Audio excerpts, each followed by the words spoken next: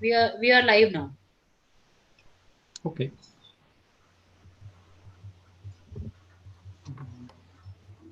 Hello everyone. I'm glad to welcome you all on behalf of ILM Lucknow family once again for our webinar, which is being telecasted live on our YouTube channel and being watched by thousands of students, faculty members, and business leaders.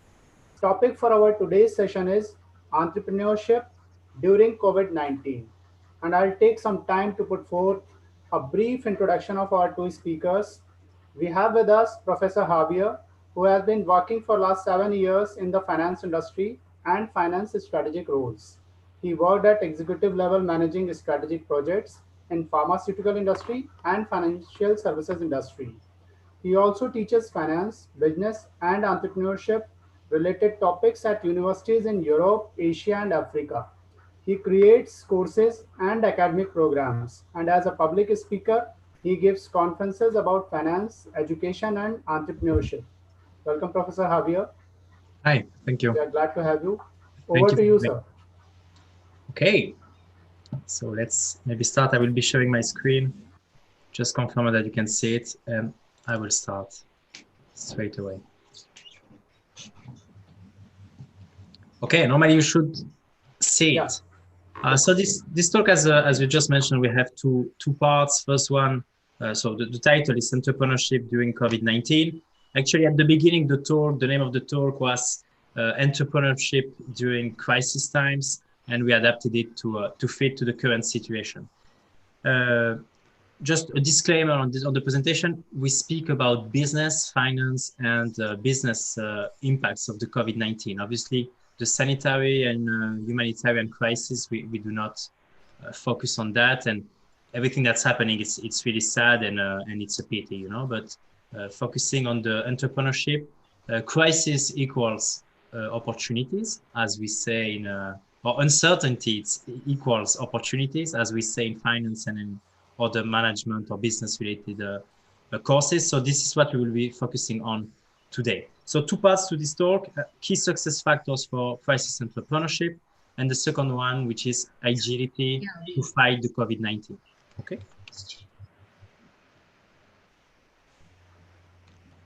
So we will try to make you participate. So we know that last classes have been a little bit like you sitting in front of a screen and listening to a Spanish guy like me giving the class. So here the goal is to help you to interact and to get your feedback in real time, I would say. So you can either click on the link or use the QR code with your mobile phone. And you can, I mean, I hope you enjoy it because it's the only time you will be allowed to use a mobile phone during one of my classes. So if you can, I will just give you like 1 minute to connect and let me know once it's done. But in 1 minute, I will start it again. And I can see the number of participants increasing here. So uh, let's see. Would be really good if you can all connect. So like this, we can have the participation, and we need at least 60 to 70% of the audience to make it relevant and consistent.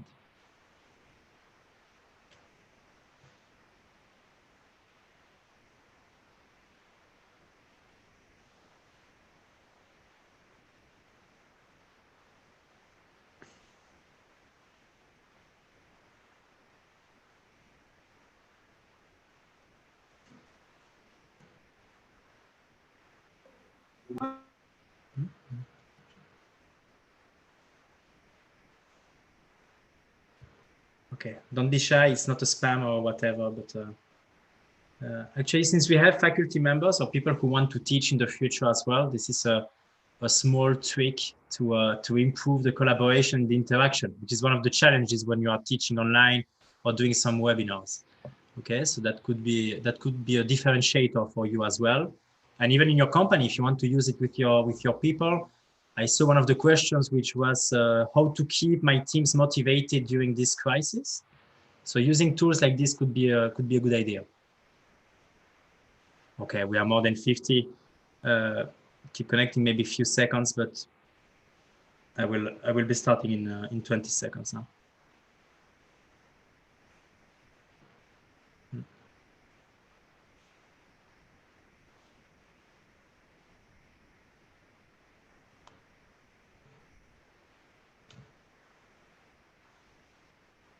Okay, let's get started. So, I mean, Dr. Devesh, you already did an extensive presentation about myself, so I will not insist on that. Just maybe a little bit my background, since we have students as well. So I did a program in innovation and entrepreneurship. This is what I'm specialized in. And I did at HEC Paris. My background is also into finance and project management, and I did an MBA as most of the students in India are doing as well. So that's why it's interesting to share that. I've been living in India, in Morocco, in Belgium, in Luxembourg. So we're also trying to bring this international point of view to our speeches. Let us start maybe with a short story that we know really well. It's the story of our company, Tonic Teaching, and the success story that we keep building, obviously, but that was, let's say, helped by the crisis, by the COVID-19. Okay, so it was easier for us to expand internationally in terms of geography. Because of the situation, everything was online. People were more attentive and more looking for opportunities and for collaborations. And what we are doing today, it's a good example of it, by the way. So you are in India, we are in Brussels, we can connect and we can share knowledge, ideas, collaborate, work together. So this is one of the good things that the COVID-19 is bringing on the table. The other one, it's the horizontal expansion. I guess you are familiar with the types of expansion in business. So you have geographic expansion, horizontal one, and vertical one. The horizontal one is when you are proposing new products or the same product to a different segment of clients, of customers. Okay. For instance, we were building, as it was said in the presentation, we were building courses to be taught on campus. And because of the situation, we had to adapt really fast and to propose online courses and also self-paced courses. We also always make the difference between distance learning. This is what we are doing today. So you have to connect at the same time to follow the class, the master class, or the conference, and also online learning that is self-paced. So we record videos and other materials, and you can read them or watch them whenever you want. Okay. So we managed to propose the same kind of products, but to different customer segments. This is horizontal expansion. In 3 months, we were teaching or giving conferences in 14 countries, 4 continents, and we gave more than 1,000 hours of courses. And it has also an impact on your financial statements, in the sense that you have a cost decrease, a cost reduction, because, for instance, you are not traveling to the universities. You are in your living room, giving the talks and giving the classes. So this is a decrease in terms of cost for us, for the teachers. It is a decrease for the universities, could be a decrease as well for the students. And as I said at the beginning, the COVID-19, the coronavirus, was an accelerator to all of this. Okay. It's good to say, okay, we need, there are success factors to crisis entrepreneurship, but it would be good to determine what's a success factor. So the definition of success will depend from one business to another, from one area, from one industry to the other. And also the stage where the company is in at that time, okay? So for instance, if your company is 10 years or 20 years old, the success for this company is not the same than a startup that has 1 month, 2 months, or 3 months of existence. I think this is intuitive, no? But it's important to define success and to redefine success all the time, okay? Strategy and vision will determine it. I guess you are used with the term of vision. Vision is where you want to be in the future, where you want your company to evolve, in what kind of environment. So it's trying to determine the future. And the success factors or determining success has to be smart. Okay, so it has to be achievable, reliable, time-bounded, measurable, and specific. Okay, this is what smart means. You probably saw it in other things like designing incentives, etc., that kind of related courses. Once you have determined what the success is for you, for instance, could be opening new shops in India, across India. I saw that someone has a business with 3 shops, 3 boutiques. Maybe for you, the success, it's to expand and to open more selling points. Or maybe your objective or your success factor would be to open it, but outside of India, because you want to benefit from a stronger currency or a market that is exploding, etc. Okay. So you need to adapt it. We identified, you have a lot of success factors, possible success factors. We identified some trends that are in common for all the businesses. Okay. The first one is the founding team. It's actually the people with who you will collaborate, with who you will work every day. And if you have colleagues, you know what I mean. It's not always easy to work with people. So designing, creating, gathering your founding team is essential. What you should be looking for in others, definitely not the same as what you are doing. I mean, if you are good in IT, don't find another IT guy. If you are bad in IT, find an IT guy because it could be useful. So complementarity is one of the first things that you should be looking at. If this person brings value to what you are doing. Also, if you can collaborate together. Normally, we always say that entrepreneurship, it's a lot of bad moments with really few good moments. But the highs and downs are really extreme, you know, like bad news are like, or sound really bad. And good news are like, okay, we just conquered the world when actually you just got a new client. Okay. So in that sense, you need to find people that you are able to collaborate with no matter what happens, no matter how bad is the news, how tough is the situation. And especially during crisis times. During crisis times, you have a lot of possible issues that are not there when it's not the crisis. For instance, the bankruptcy of a lot of institutions like the banks, insurance firms, providers, providers or suppliers, clients, customers, etc. Okay. You need to know the others. You need to know yourself, what you are good at, what you are bad at, what situation you cannot handle. And the complementarity, it's for the situations as well. If there is a lot of tension with the customer, who should be handling this situation? You? Do you think you can do it? Or if you are like, okay, I know that this is really a lack for me. I'm really not good at managing customer issues and customer bad experiences. I should not be doing it, and someone has to take, and to take it and to do this point. Okay, you should be putting in place as well a decision process. In this situation, who decides? Both persons of the founding team, the 6 persons in the founding team. Founding team doesn't mean that you only have one co-founder. You can be 75 co-founders.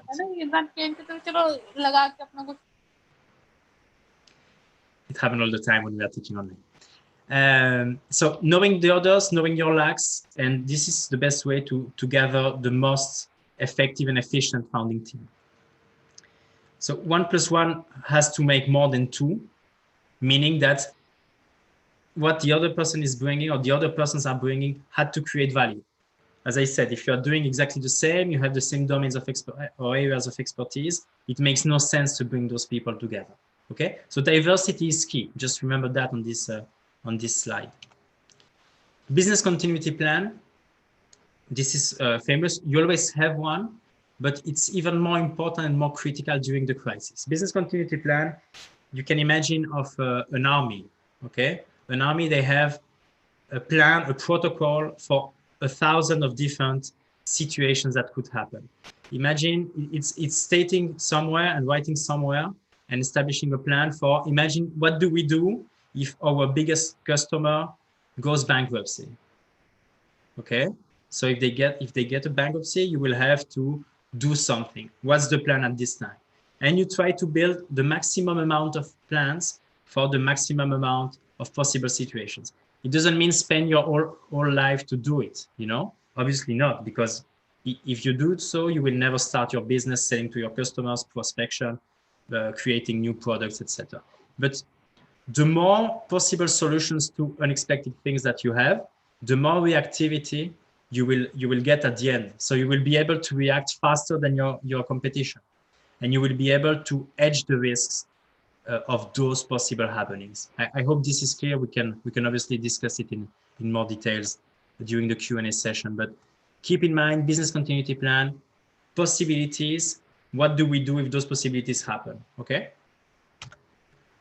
A strategy. Again, it doesn't mean that when it's not a crisis, you don't need a strategy. You always have a strategy, but here we will adapt. We will add something which is adaptability. Okay. Adaptability is always a strength, but especially during crisis times. So you have here a FAO, which is the objective, where you want to go. So it's your vision, it's your objective in the future. You have a plan that you build, and you say, okay, normally things should happen like this. We will do that, and that. Crisis equals uncertainty. I said it in the introduction. Means that probably you will not follow the exact same plan. You will have to adapt. Companies that survive are companies with a higher rate of adaptability. Think about huge corporations that disappeared.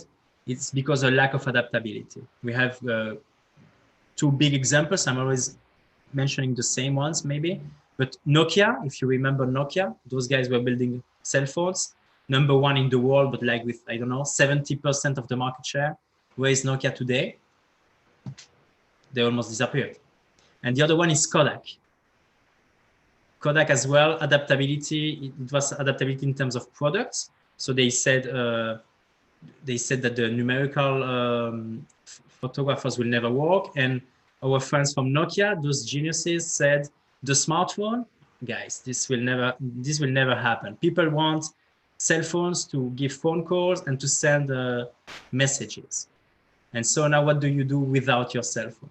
You look for everything there. If the professor is saying something, oh, let's watch that on Google. We are not sure. Am I true? I mean, even the conferences now, you are following them with your cell phone. So adaptability is be able to adapt, but in all the areas. We are talking here about adaptability in terms of products, but could be adaptability in terms of supply chain. And we have the case of Uber, adaptability in terms of after sales services, in terms of fidelity plans, customer plans, etc. Okay, we can discuss a few examples afterwards. Creativity. I do believe, this is my personal statement, but I do believe that during a crisis times, people are more creative. And I do believe that people in bad situations, in difficult situations, are more creative. Guess why? Because you're asking yourself questions that you never asked yourself before. Did you think before about how am I able to go to the supermarket without touching anything? I never asked myself this question. Now with the COVID-19, I'm asking myself this question. Or how could I go to a restaurant with my friends without putting at risk my family? We never thought about it because it's the first time that we are living a situation like this. New questions, bringing new answers, and so maybe new products, new business models, new ways of supply, etc., etc. Okay. The other one is to update. Zoom is a new tool? No, it's not a new tool. Teachers were using it before? No. Are you experts in Zoom now? Obviously, yes. Why? No choice. Constraint equals creativity.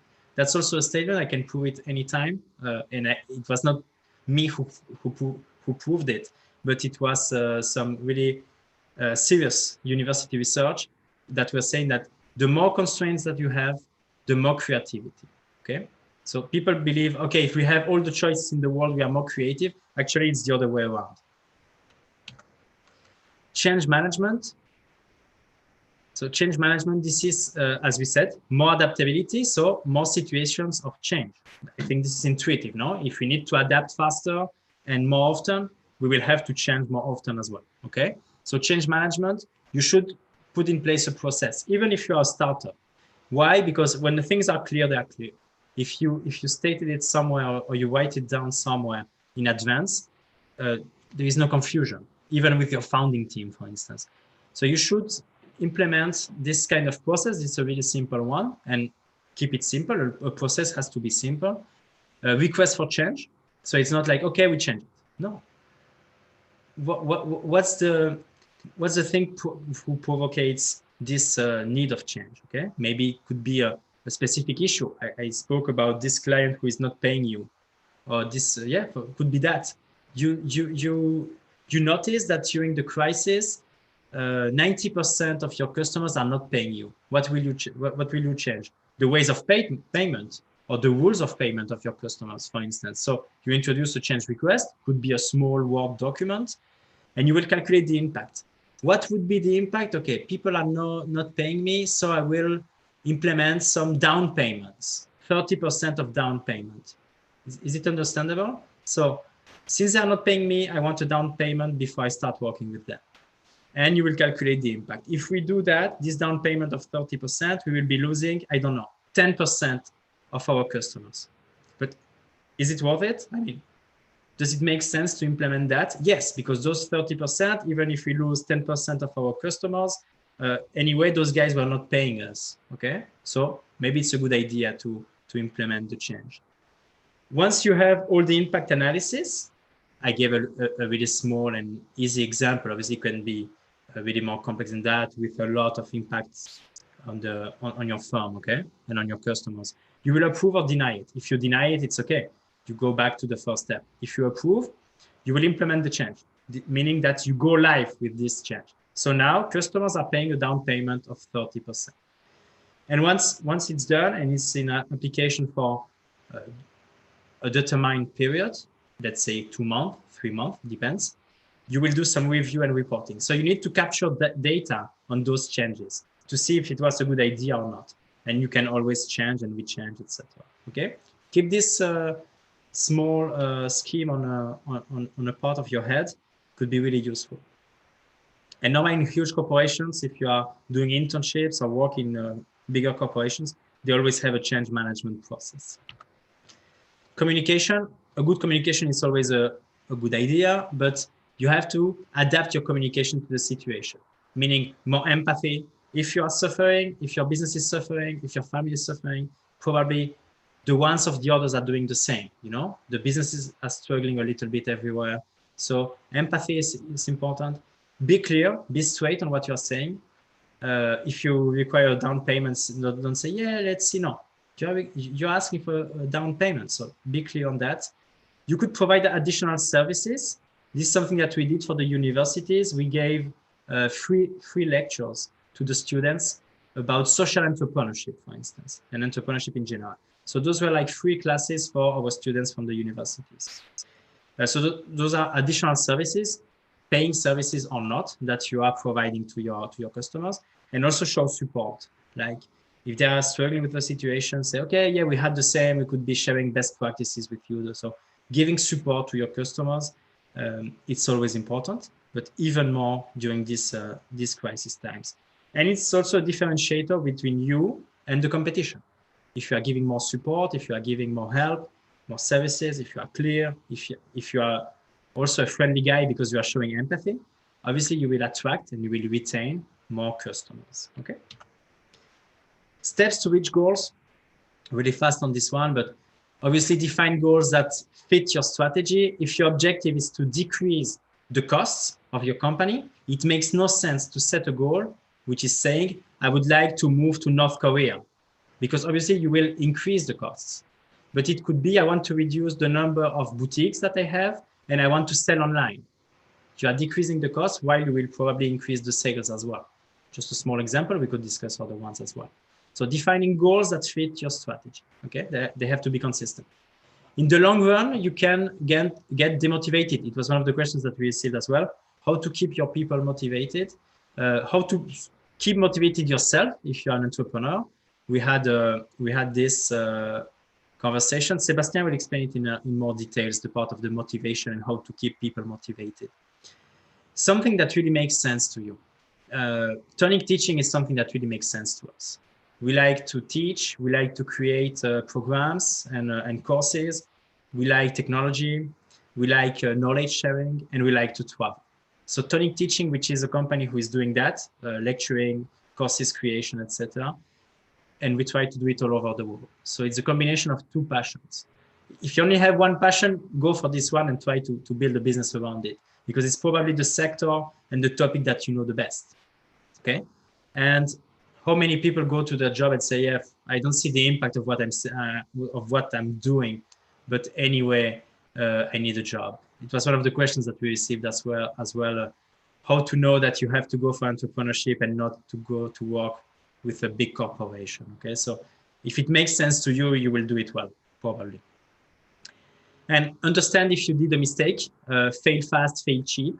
So if you know, and this is why you have to monitor the changes that you are doing, and not only the changes, also what you are already doing, to see if it's a good idea, or if you are creating value, actually. If you are not, you should stop, but you have to notice it and to to get it as soon as possible. Okay, so those are the steps, and I would say a small framework on how to reach goals.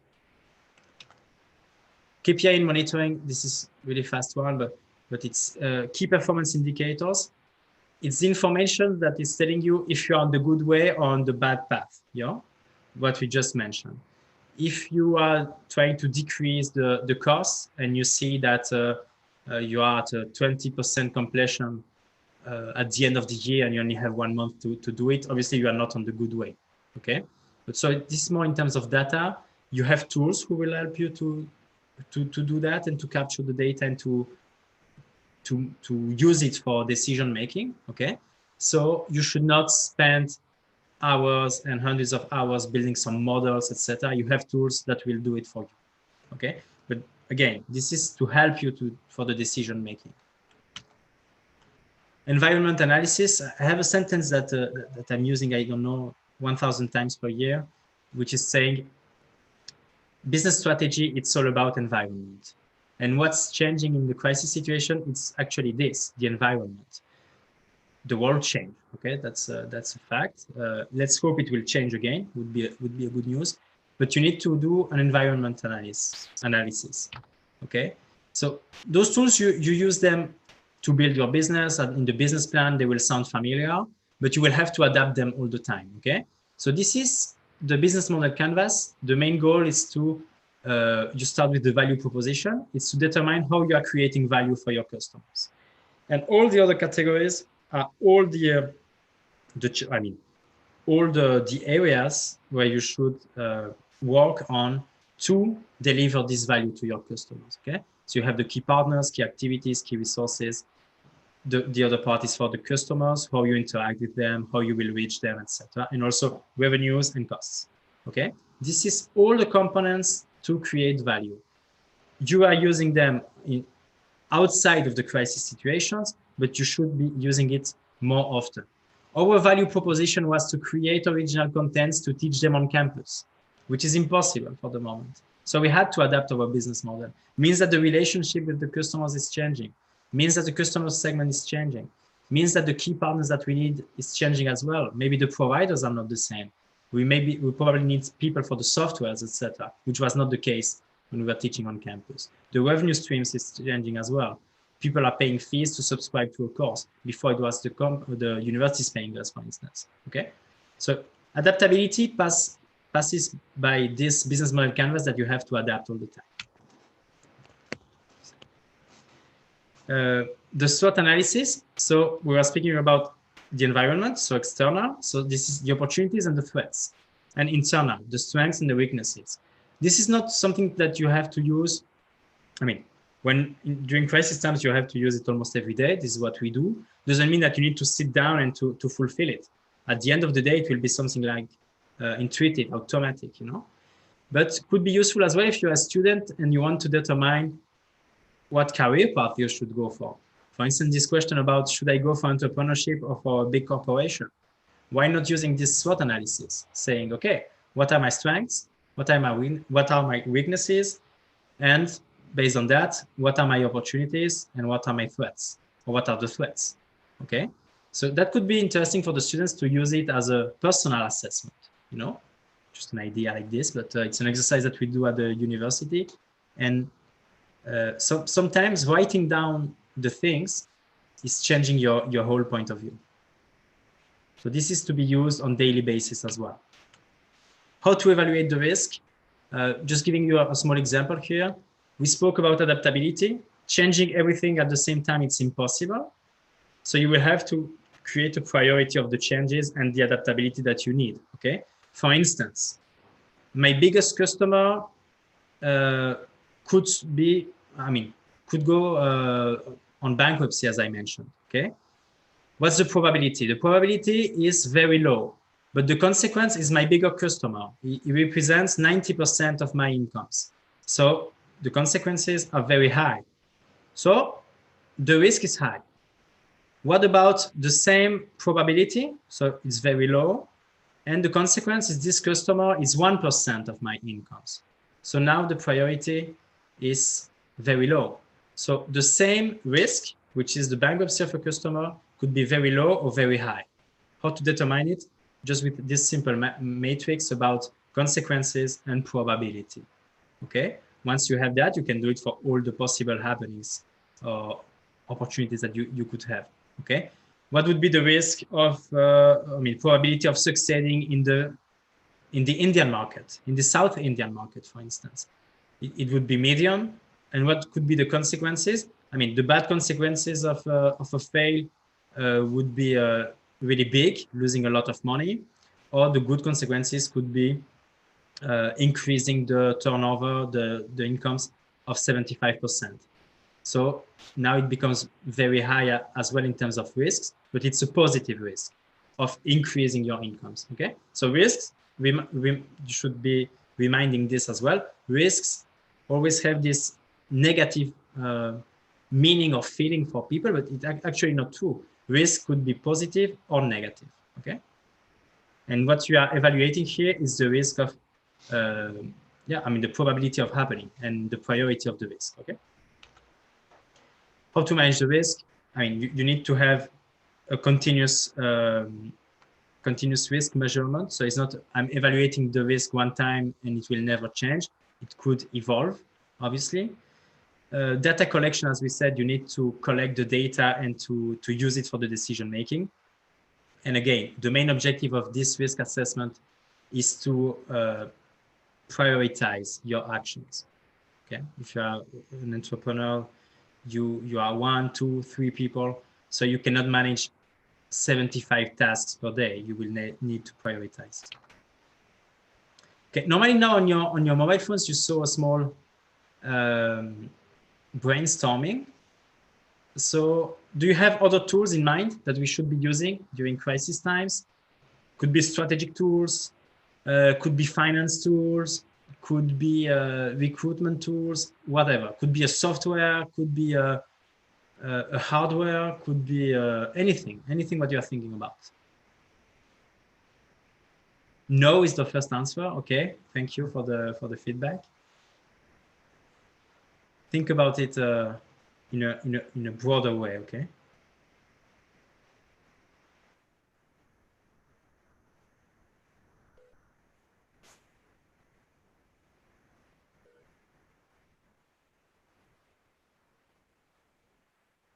Yeah, actually, Zoom could be a tool. Here we are not speaking about connectivity tools, but obviously, it's the situation would be really different without all those tools, tech tools that we have today. Strategic planning, obviously, we spoke about it a little bit. Some softwares, positive thinking, could be some activities around design thinking, creativity, etc. We are doing that as well. We have a course about boosting the creativity as well. That is about that. Trial and error, totally true. Trial and error, it's something that you need to integrate into the business continuity plan and into the change process. Actually, this trial and error, you will try, it doesn't work, you change, etc. So totally true. Google Meet, yeah, Skype, Teams. I also received an email address. Why not? LinkedIn is a good tool. Okay.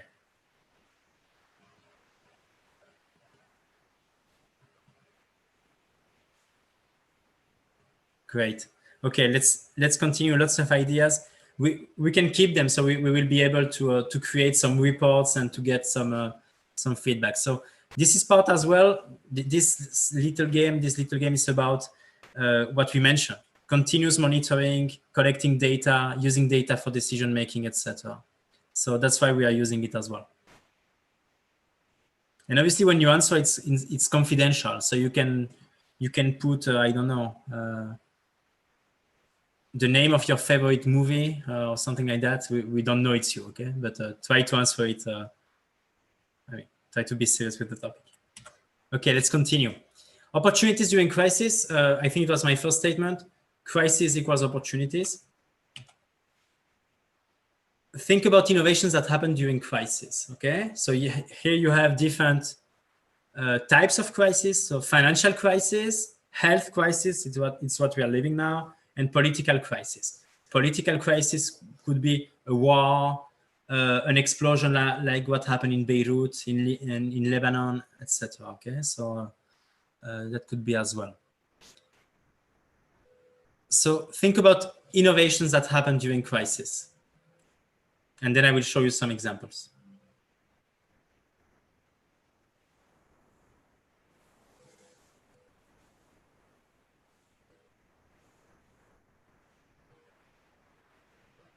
Okay. So here's like really specific new things, really specific innovations that happen because of the crisis, okay? Face shields, yeah. Safe environment at home for the business, yeah. Homemade clothes, masks, sadly, yes, yeah. It's not really in the financial crisis, but definitely the financial crisis will follow this one.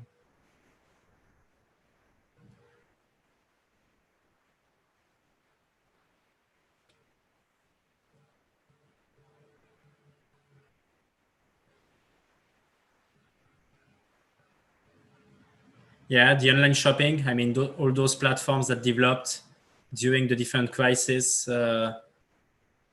Also, Ola in India is an innovation after crisis. I mean, indirectly, it's the innovation after a crisis. So, okay, we have a lot of answers here. We'll be sharing with you the reports, obviously. Yeah, online studying, online learning definitely is developing and improving. Okay, I think we can maybe continue it. We can continue and let's see. I will show you some examples. So historical innovations, some crisis. Okay, so this is 1969, first man going to the moon. This happened because of the Cold War. Okay, so two blocks, mainly Russia, USA, hating each other because of political differences, and the world was really divided into two blocks. Okay, and so how to show the power without destroying the world with atomic bombs? It was to go to the moon first. And because of this rivalry, because of this situation, both governments and their allies invested a lot of money on the objective of going to the moon, or to be the first to go to the moon. This is why we did it in 1969 and not in 2010 or 2015, okay? Because of this crisis, political crisis, that brought this achievement. Uber, it's the same. People had to move from a point A to a point B. That always happened. That's since the beginning of humanity, okay? But now you are doing it through your smartphone, booking another person who is an individual as well and who has a car, and he will bring you from a point A to a point B, okay? This happened after the 2008 financial crisis. Same with the Bitcoin. The idea was to make payments without the banks. Okay, so this is why the cryptocurrencies were born at the beginning in 2008. Bitcoin is a good example. And this is the double entry accounting that happened during the Black Pest in the 15th century in Italy. Okay, so it was a lockdown as well. It was a quarantine, and during this quarantine, they created this accounting that active equals passive. You know I mean, even if you did really few accounting, you know that. Okay, so examples of big innovations, I would say, or big achievements that happened during crisis. Taking advantages of the crisis, just a few examples. During the crisis, you will change in the consumption habits. For instance, people are ordering more food on delivery than going to the restaurants, obviously. So there is a change in the way of consuming goods and services. It will accelerate the adoption of existing technologies. As I said, good opportunity for Zoom. The financial valuation or the valuation of the company, of the Zoom's company, increased a lot since March 2020 because of the situation and because people were adopting the technology a lot. It's a change in the game. As I said, big corporations can disappear, other can come into the game, etc. So it will change a little bit the market shares, for instance. Constraints equals innovation. I could be sharing with you some research on that if you're interested. that are demonstrating that the more constraints that you have, the more innovative you will be. Time to make new friends. As I said, we are all connected and online, so we can connect, we can exchange, and people are more like keen to build partnerships. More attentive to the return on investment. So now one rupee is 1 rupee, and you think more about spending it. And you can also give conferences about the crisis, which is what we are doing today and what I just did. And this is ending my first part. Just asking you feedback on that from 0 to 10, 0 being the worst one, 10 being the best one. Again, it's confidential, so you can say what you truly believe.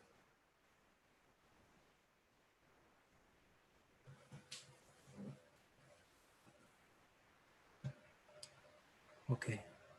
And at the same time, Dr. Devesh, I think we can maybe start with the Q&A.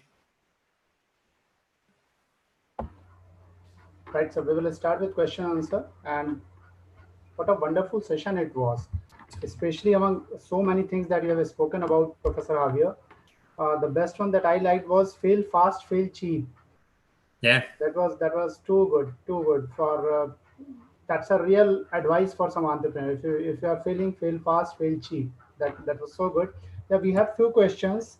First question is one from Mr. Saurabh Singh, and he's asking how to ensure transparency in organization during these crisis times when everybody is worried about their future, whether they will survive in organization or not. What all an entrepreneur should do to ensure that there is transparency in organization? Yeah, well, transparency is always key if you want to build long-term relationships. Right. In the sense that you will lie to one person only one time, Mhm. maybe two if she's really kind. But normally, being straightforward is always the best way to achieve things. And as we said, fail fast, fail cheap. Right. If you want not to spend too much time with a customer who will not buy your product, be Mhm. straight on what you're asking. If the price is 10 crores or 20 lakhs, say it, because it will be the price at the end of the day. So you will not be able to change it, and you cannot lie on that. So being straight, and people appreciate it. Time is money, definitely now, and people don't want to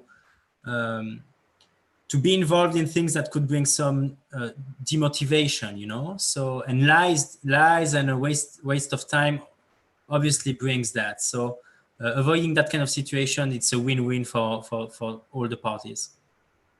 Okay. One more question. This is one from Ms. Pragati Gupta. And the reason that I'm asking this question to you, because it is related to education. And for all the viewers, let me tell you, they have a venture, Professor Javier and Professor Sébastien, which is called Tonic Teaching. You can see the logo everywhere on almost all the slides. Professor Javier is the CEO, and Professor Sébastien is Chief Operating Officer for that. The question is, what would be the future for offline teaching? It is agreeable that everybody is going online. What will be the future for offline? Will they have to close the shops? That was the exact question. It's a good question. I would love to know the future. I would be crazy rich, and actually, it's what finance people do. We try to guess the future with some tools. The future of education, I think it will be. COVID-19 will pass. It's not like we will always be in a lockdown situation, etc. It's impossible. So definitely it will pass, and what will be important is what we will learn from this situation. So definitely, I do believe that, and we have a whole talk about that, but I do believe that the future will be a mix of online education and on-campus education, which already exists. It's called blended learning. And for some activities, is it required to go to the campus? I mean, to learn theory about macroeconomics or finance, is it necessary to go for all the students and professors to go to the same place? Probably not. You could be doing it online. But for group projects, is it better to be together? Definitely yes. So I would say it will depend on the activities, but I'm sure, like, I don't know, I'm 100% sure, and I hope that we will go for these blended solutions. It will be beneficial for everyone, for the professors, for the universities, for the students, for the parents as well, because it could be a good opportunity to decrease the cost of education as well. I could extend myself a lot on this topic. I mean, if the person wants to discuss it more, we can connect. But I could speak about this sole question during like maybe 75 hours. So do not hesitate to connect if you want to discuss it in further details. Obviously. Right. So shall we take more questions or shall we move on to the session of Professor Sébastien? Go ahead. I can take a last one. Okay, one more question. Yeah, Atul Pandey is raising the hand. Monica, if you may please unmute Atul. Sorry, I didn't get you. Yeah, just a sec. We are asking the question. Atul? Okay. Oh, okay. Hello, sir. Good evening. My name is Atul. So the question is, if an entrepreneur has an expertise on product and team intact, but he or she leans on finances, so what is the way ahead? What is the way ahead, sir? How should he or she cope with this situation? That they are good on other parts except finances. You mean for the founding team? You mean for yes, having sir. Yes, sir. having the products, the team is also there intact, but they are not having, they are lean on finances. The finances are not in good shape. Yeah. How do they survive? Yeah, I mean, in terms of the skills that you will need among your team, it will depend also on your core business and what you are doing. Is it mandatory to have like an IT guy in your founding team? Probably not. If you're not doing something related to IT, you know. So you will need to decide as well which competencies you want to have in-house and which ones you can have from contractors, from on-demand economy, etc. In terms of finances and the crisis that will follow the COVID-19, actually, my advice would be to be focusing on business that are work intensive instead of capital intensive. For instance, not the good time to open a restaurant. Okay, so yes, focusing on things that need less financing, at least at the beginning, could be a good idea. I always say a sentence during the entrepreneurship classes is that you don't need money to start a business. You don't need money to start a business, but you need the money to continue your business. At one point of the time, you will have to invest, etc. So it would be good to start with something that could be, for instance, some services, okay, providing services to some people, less investment, good return on work, good return on investment as well. So I think here being picky with the kind of businesses you're investing on or you are launching is one of the key points for success as well. You could be adding it to the presentation, by the way. Thank you. I hope I answered your question. Yes, sir. Thank you, sir. Professor Javier, there are a lot more questions, but as you suggested, maybe we can move on to the session of Professor Sébastien. Then we will. Sure. Okay. Let me just. We have this to reach us, but obviously on LinkedIn, I guess you will be sharing it, Dr. Devesh. So we will send you for the post, etc. And that's it. Thank you. I will pass to Sébastien, who is thrilled to talk to you. And in terms of agility and also the IT questions that we had, he's definitely the best person that I know to answer them. So go ahead, guys. Don't be shy. See you.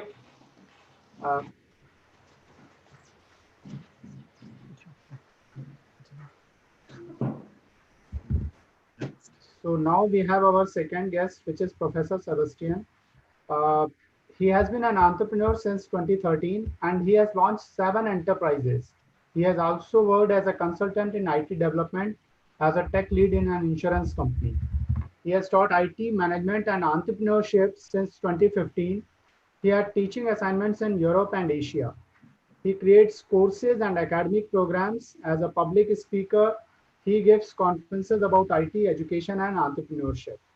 Apart from this, Professor Javier and Professor Sébastien, Professor Sébastien is CEO for Tonic Teaching. You must have seen all the logo is visible on the bottom right and left as well. So over to you, Professor Sébastien. Glad to have you here. Okay.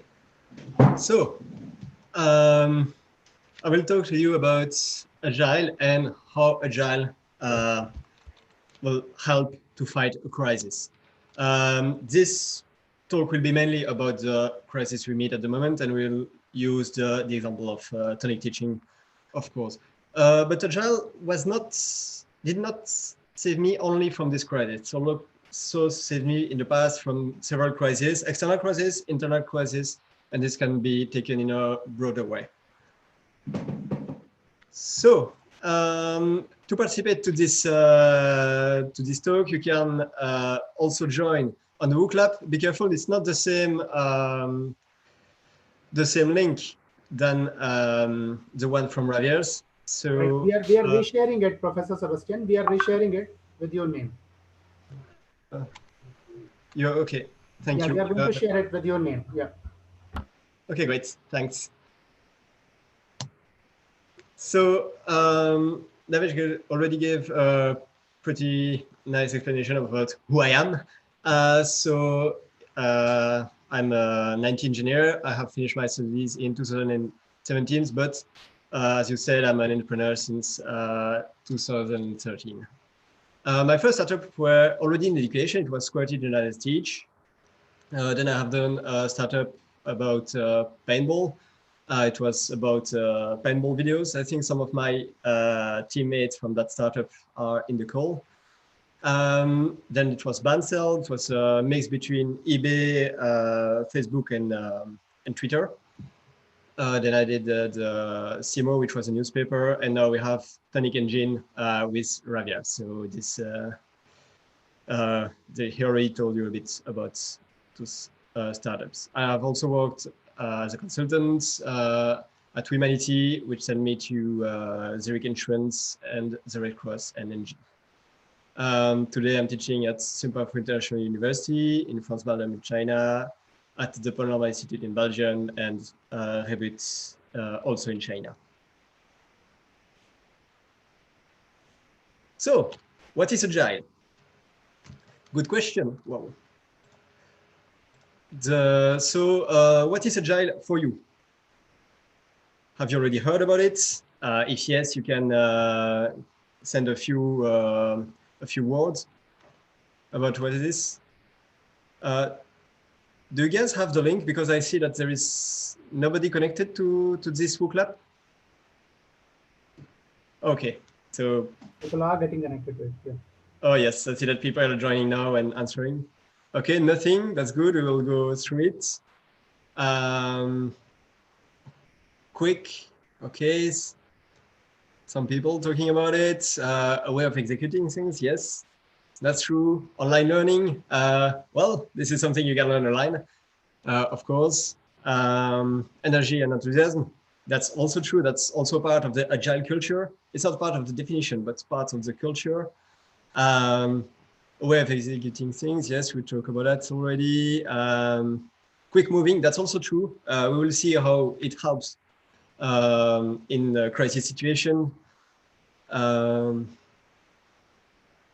That's great. You have a lot of ideas. I see that some of you already had some courses or some teaching about it. Maybe some of you already experienced it through the internships or works. Wow, I see software. That's also true. The Agile manifesto was written by IT experts. It's come from the IT field, but today it's expanding to the world, to the rest of the world, to the rest of the businesses.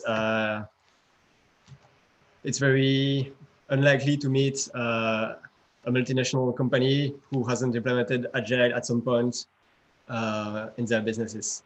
I see that development is one of the biggest words that appears, so that's true. I see that, yes, software also goes with development, able to move quickly, online learning, yes. Okay, that's good. Very interesting. So you have an idea about what it is. So we'll continue. So the word Agile was already existing in the 90s, but it was not properly defined.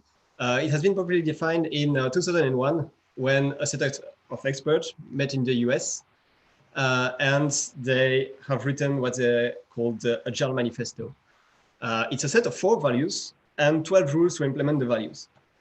The values are individuals and interactions over processes and tools, working software over comprehensive documentation, customer collaboration over contract negotiation, and responding to change over following a plan. The important part is the second part of the sentence is not something you can miss. It still has to be there, it still has value. But the first part of the sentence, the one before the over, is more important. And you have to keep that in mind. So it has been implemented, as I said, in 12 rules.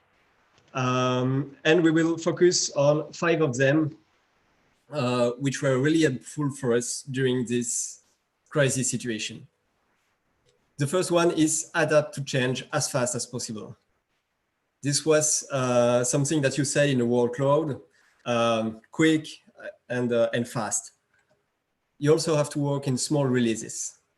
Of course, they come for the IT world, so we talk about releases, but it's true for any product that you want to do, for anything that can bring value. Talking about the value, concentrate on what adds value to a product. Very, very important. You have to do some reflection on how to be more effective.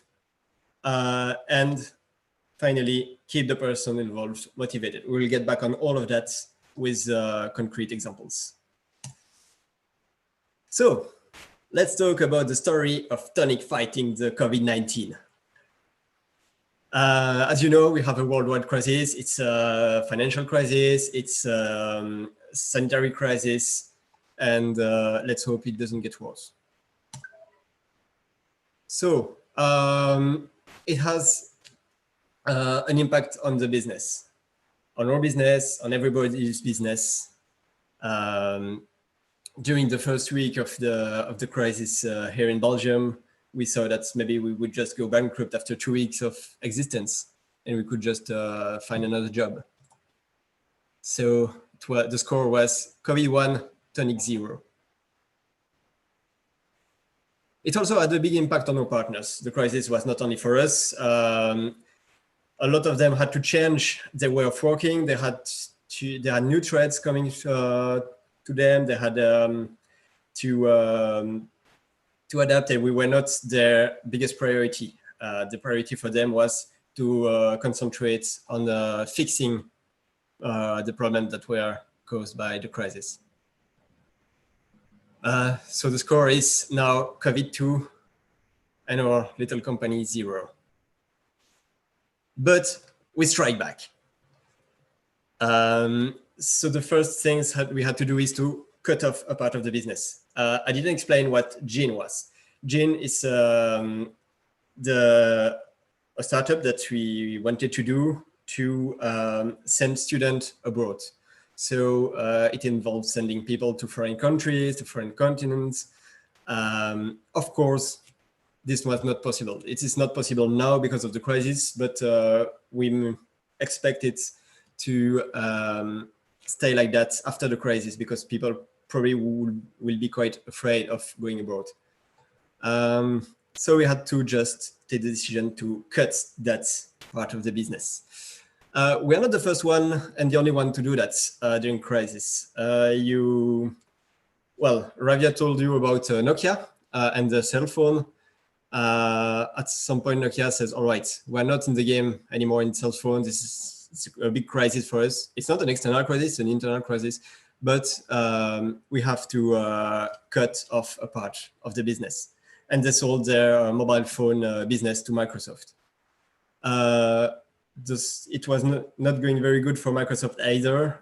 So they also decided to cut off that part by just shutting down the mobile phone part they had. So now it's even -1 for us. We even lost a part of our business, half of the company. But we will concentrate, and we went to see our clients, and we had big meeting with them, and we tried to identify what was the need. Because Javier told you about the sort matches. You see, you have the threads, at the bottom right of the matrix. What is a threat for your client? Maybe an opportunity for you. This is very important.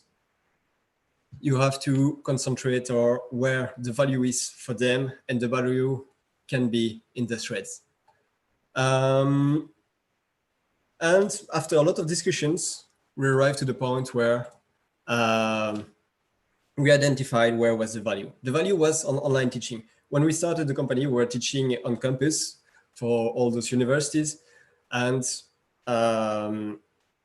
we noticed that we had an expertise in online teaching. And that's, at the end, was the value they were needing. So that was the point that allowed us to come back to 0. We were at -1, if you remember. So we had a concept that was working. We were creating value. Now was the time to scale up. Our partners had different campuses, and we could develop our online courses in the way that we were doing them through all the different campuses. So we even scaled during the crisis. So COVID-2, Tonic 1. Also, we could save costs. This is something we didn't expect, but at first we had to travel to different campuses and so on. We had a lot of travel expense, hostel expense, food expense, and so on. Since we can now do everything from our home, it saves money. It saves money for us and for partners. So back to equality. COVID-2, Tonic 2.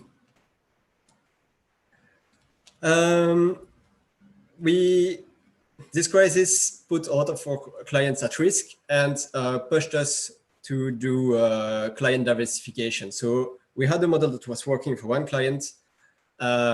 We have been to see other clients, and we propose them our model.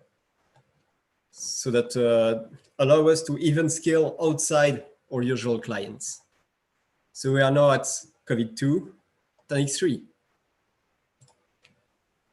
But the crisis is still going on. It has been quite a few months now, and the impact on our client has been more and more heavy. One of them even went bankrupt. This was a very big problem for us since they owed us quite a lot of money. We were counting on that money for some strategical investments. So COVID-3, Tonic 3. But by going baby steps with them, by just putting the communication back in place and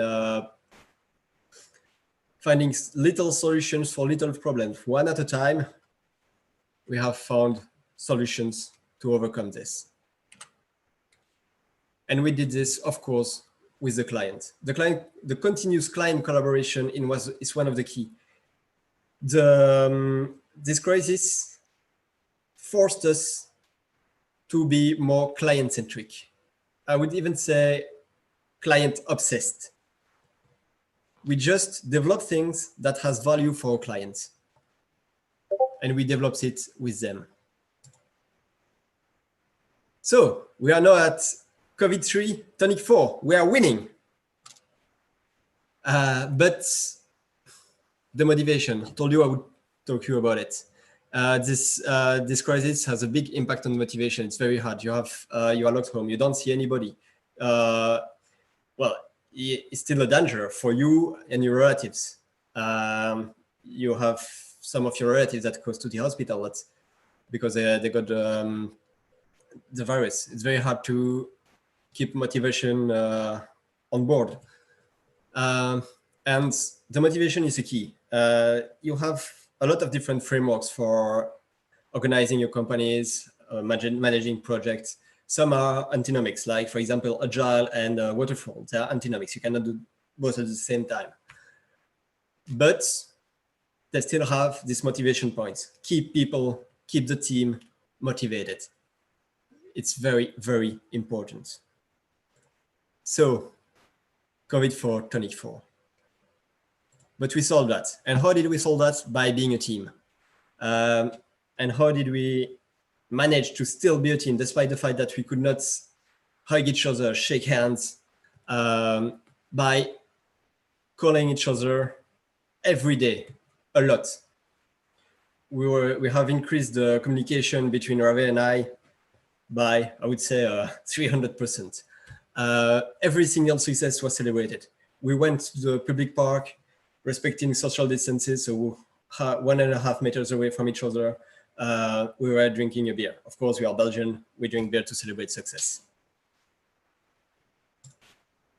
So the score is now COVID 4, Tonic 5. Something we also did is the continuous improvement and questioning. We always ask questions about how can we change our way of working to improve it. The situation is changing very fast, and if you don't change your way of working fast, you will fail. So now the score, thanks to that, is COVID 4, Tonic 6. During this journey, we have learned quite a lot of lessons. So let's go back to the Agile Manifesto. Adapt to change as fast as possible. We did it by being reactive. Work in small releases. We did it by going baby steps. Concentrate on what add value to a product. We did it by being lean. Reflection on how to be more effective. We did it by doing retrospectives. Keep the person involved motivated. At the end, we solved that by being a team, despite the situation. The game isn't finished yet. The crisis is still going on. Crises are unpredictable. You don't know when it starts. You don't know when it ends. You don't know how long it lasts. Sorry. But only one thing is sure. Agile gave us the best tool to win, to survive, and to overcome this crisis. Let me give you a few personal tips on how to go agile. Crisis means problems. Jacques Chirac, a former French president, said in French in the text, "Les emmerdes, ça vole toujours en escadrille," which in English means problems, they always fly in squadron. So let's say that I have talked about a lot of problems during my talk. Maybe you can think about some other problems that you can meet during a crisis. You can classify them in internal problems and external problems.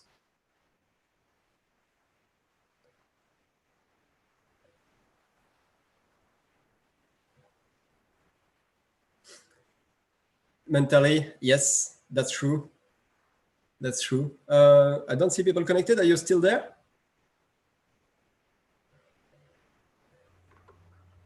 Yes, are you still? We all are here. We all are here right now. You don't see the. Okay, I see 3 persons there. Well, let's try if I go back here. No. Okay, lack of employee management. That's true. Okay, so people are joining now. Debt, that's also true. You have to manage your debts. If you had some previous contracted debts that you wanted to overcome, the lack of revenue can be a real problem. Financial loss, of course, financial problems. That's definitely true. The risk that you take, the financial risk that you take previously can become a real problem during a financial crisis. The 2008 crisis showed us with the banks. Understanding, yes. Market loss, yes. Recession, financials, job loss. Live and let live, okay. Loyalty, yes. It's in crisis that you see who are your true friends. I will talk about that a bit later. External consumer availability, also true. Communication gap, yes. Yes. Network issues, oh yes, that's true. That's something we can add to this presentation. At the beginning of the crisis, there was a lot of network issues due to the overuse of the network. That's really true, really true. I think I will add this one to the presentation. How did we solve that? By trying to find the tool that we're using the least bandwidth of network as possible. That's true. Yes, labo crisis, client connectivity, yes, same. Receivable issue, customer potential investor, yes. Helping other people and students to grow their life, yes. Well, not really a problem. That's something it was an opportunity more than a problem. Yes, a lot of really great problem over there, I can see. Loyalty of customer, I think that's going quite a lot. This is true, especially in a changing time. That's a moment where customer change supplier, and you have to really think about where is the value for your customer to prevent that. Definitely. An advice I would give about that is don't think about your customer as customer, but think about them as partner. This is a much more stable relationship that can survive a crisis. The crisis can be the good moment to build that relationship, that partner relationship with your client. Okay, a lot of great answer over here. So all of those problems, you cannot fight all of them at once. Just prioritize. Javier gives you a lot of great tools to choose the problems that you will solve first. Go baby step, always. You have huge problems, don't take the big problem at once. Just separate it in small problems. And you will see at the end, you will have solved the problems. Also, how to prioritize those problems. You have this matrix about the impact of the problem and the cost to fix. The top right corner of this matrix is, of course, the first problem. The top left corner is, of course, the first problem that you have to solve, with the cheapest problem to solve with the biggest impact. Always remember that crisis is also hitting your partners. Help them. It's the moment to build real partnerships. After the crisis, they will remember who were there when they were in need. This is something very, very powerful for your future. Help them. This is where you will find the value. This is where you will find new products to sell also. Something a bit different. We have spoken a lot about Agile. Agile is implemented in a lot of frameworks. Don't stay blocked in those frameworks. This is true in the general life. Those frameworks are a good start point to develop your company, but you have to reflect regularly to do a retrospective and so on, to find ways to adapt and to find what's useful in those frameworks and what's not, and just continue with what's useful. But during a crisis, it's even more true. Those frameworks has been done for normal situations, not crisis situations. For example, for Tonic, we are not, well, we have done a mix between Lean and Scrum and Kanban, but we don't do regular Scrum sprints of 1 or 2 weeks, for example. We do sprints of 1 day because the situation is changing very fast, and a 2-week sprint is way too long. So that's it for me. If you want to reach me, you can of course reach me on LinkedIn, on Twitter, and even on GitHub, since I'm a developer, so I have a GitHub account. And you can reach Javier and I through a company, Tonic Teaching on LinkedIn and on Facebook. So let's see together, what have you learned during this talk?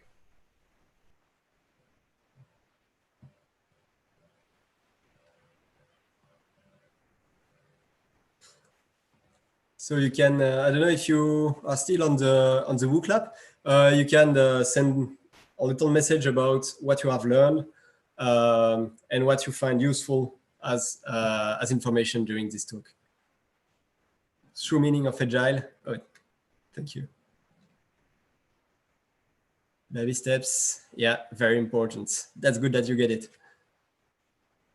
Zoom. Okay, super sessions. Okay. As you fill this form, maybe we can go with the questions. Yeah, Professor Sébastien, thank you so much. And what a wonderful tool you have developed. I guess you have developed this tool. Well, no, I have based it on the Agile Manifesto and on existing tools such as the Scrum, the Kanban. I'm simply zapped. I mean, live. You are getting the live feedback. This is so wonderful. And the checklist that you have created: be reactive, baby steps, lean, retrospective, and be a team. It was an amazing session. With be a team, we have a question over here. Shall we move to question answers? Yeah, we can move to question and answers. Yes. Okay, so one of the questions that a student of R has asked, that's her name is Kriti Srivastav, and Kriti is asking that everyone seems to find a solution in firing the manpower. If a business doesn't want to fire its employees like everyone else and yet not bleed financially, is there any way out for them? Oh, that's a very long question. Could you copy paste it in the chat so I can be sure to answer to every part? I'll put it up in the chat box. Thank you. It is there in the chat. It's in the chat. How can I see the chat in Zoom? Last question, I've just put it over there. Oh yes, conversation over here. Oh, why doesn't it show up? Yes, the conversation is here. Okay. If everyone seems to find a solution in firing the manpower, yes, unfortunately, that's true.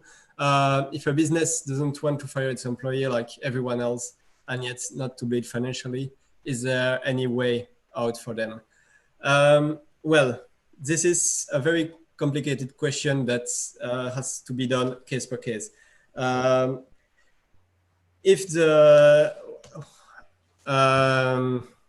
when you have a company that has a huge manpower, it costs a lot, and this is a company has to survive. It has to survive to keep jobs for the maximum employee as possible, and this can be helped. This can be helped. In Belgium, we had a good solution for that. The government allowed the companies to put people at financial unemployment, which means that they are still employees of the company, but part of the salary is paid by the government. This is a great solution, and that saved a lot of jobs here in Belgium. For companies themselves, it's really, really hard to solve this alone. Some did. We have also a Belgian company, a multinational called Solvay, where they ask, so the top, the C-level managers cut off a part of their salary, and the investors also give money to save jobs and to save the employees. Right. So I don't know if I answered your question correctly. No, you have given the best possible answers. The only point is, in a developing country like India, it might be a little bit of challenge wherein government will step in, but yet we got to see that. I have one more question. Shall I? Rather, I'll put it over here. Yes. The question, I have put it in the chat box. If you can. Okay. Thank you. So what fresher MBA graduates needs to do? Should we go with a job or become an entrepreneur? This is a really, really good question. This is a bit depending on you. You have advantages on both, whatever you want to do in the future. For myself, it was even before I finished my studies, I started as an entrepreneur, and I have learned a lot of things by being an entrepreneur. But you don't learn the same things as when you are an employee. The good thing is when you're an entrepreneur, you learn by yourself, and you learn according to the problems that you will meet. So you learn a bit about everything. I'm an IT guy at first, and I have learned about management, about marketing, about commercials by doing my own startups. But during that time, I was missing something, a mentor, somebody who told me, Sébastien, this may be good for you to learn. So when I went to a bigger company, I had this kind of mentor, and I've learned a lot of things that were very helpful for the company that I'm launching now. So whatever you do, I think, do something where you will learn. Never forget to learn. Right. So that brings us to the same one which Professor Javier was speaking about, that whatever you are doing, you should be interested into it. You should have your interest in this. Although we have overshot with the time, can we take one more question, Professor Sébastien? Yes. Okay. It is here in the chat box. Okay. What would be sunshine industries post-COVID scenarios? This is a very tough question. Predicting future is super difficult. Even CEOs of huge companies make huge mistakes talking about the future. Like Bill Gates, CEO of IBM, CEOs of Apple, they all went wrong about predicting the futures. So don't take what I will say as a truth. Yes. So for me, after the sunshine industries on the post-COVID will be the one that will have an online solution that lets people be from home. A lot of employers have noticed that people can work from home. It works. Right. They saw that people are still producing value, and at the end, that was not the biggest problem in this crisis. So all the buildings for the companies are very expensive. So probably a lot of companies will save costs by going with home working. So probably a lot of industries will develop solutions for that. And if I had to put my money somewhere, I would put it in that industries. That's the right answer. That's a brilliant answer to this one. Thank you so much, Professor Sébastien, for your time. It was wonderful, and what a wonderful tool you have shown us. I'm still in wow of these things. 108 responses so far. And thank you so much for your time, Professor Sébastien. And now I cannot see Professor Javier, but yeah. Oh, he's back. He's back. He's just next to me.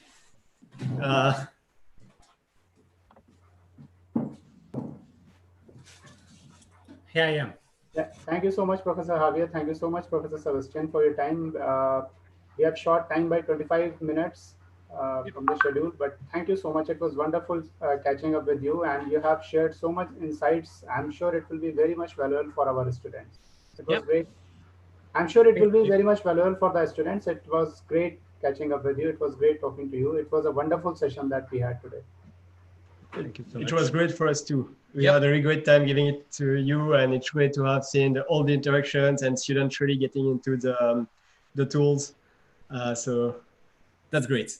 That's super great. Great sessions. And if you have more questions, I mean, we don't like to let questions unanswered. So obviously, feel free to connect. And we have it's to one of the assets of this situation, or one of the advantages that we can take is the world is smaller and everyone is always connected. So right. If good it doesn't bother you, if it doesn't bother you, maybe we can take one more question I have got from one of my colleagues. He's faculty with us, and he's asking, the question exactly is, how does a B school faculty or B school professor explains the importance of entrepreneurship to students who want to go for a cushy job on the other side of graduation? I have posted it in the chat box as well. Okay, I have closed the chat box. Let me. Yeah, but on the importance of entrepreneurship, what we always say when for our areas of expertise at Tonic Teaching, we say that we teach IT, finance, business and management, and entrepreneurship. And we finish this sentence saying that entrepreneurship is the addition of all the others. So entrepreneurship, it's like you need to have knowledge and insights in a lot of different topics. So if you want a life that it's moving, that it's living, that it's thrilling all the time and moving all the time, and I think it's a great school. Entrepreneurship, it's a great school at the end of the day. So, and when you do the things for yourself, I'm pretty sure that you are more into doing things than when you do it for someone else. At the end of the day, you always work for an entrepreneur. It could be yourself or it could be another one. Right. And it's a real job. It's a real job. We discuss it with Sébastien a lot of time. We meet people who say, "Oh yeah, I will be an entrepreneur because I don't like to have a boss." This is not the good way to approach it. Actually, you want to be entrepreneurs because you want to create something, you know. You want to bring in some solution. I think programs in entrepreneurship, I mean, we created one.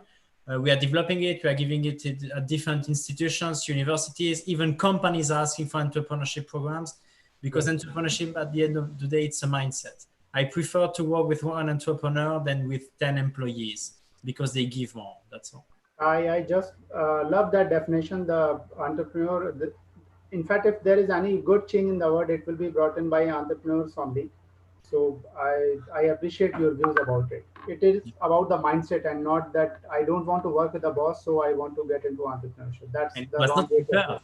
And it was not prepared. We were not expecting the question, so it's completely out of the hat. But no, yes, I mean, we truly believe in that, and yeah, equipping students with entrepreneurship skills, it's equipping them with like a huge toolbox where you have a tool for each situation and each moment, etc. So yeah, I think, and plus I have this light in my back, so I really look like a prophet saying it.